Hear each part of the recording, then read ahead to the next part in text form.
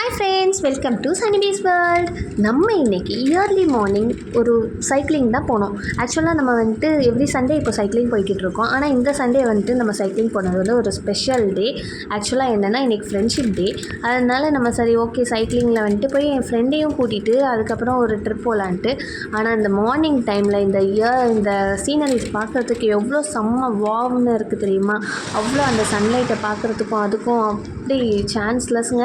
அவ்வளோ சூப்பராக இருக்கும். நார்மலாகவே இந்த பிரிட்ஜ் எங்களுக்கு ரொம்ப ரொம்ப ரொம்ப பிடிக்கும். அதில் இந்த மாதிரி ஃப்ரெண்ட்ஸோடு சேர்ந்து ஒரு சைக்கிளிங்காகவோ நம்ம வாக்கிங்காகவோ போயிட்டு இந்த மாதிரி இடத்தெல்லாம் பார்க்கும்போது அதோட ஃபீலே தனியாக இருக்கும். நீங்களும் இந்த மாதிரிலாம் என்ஜாய் பண்ணி பாருங்கள். உண்மையிலேயே லைஃப் இஸ் ஸோ பியூட்டிஃபுல்.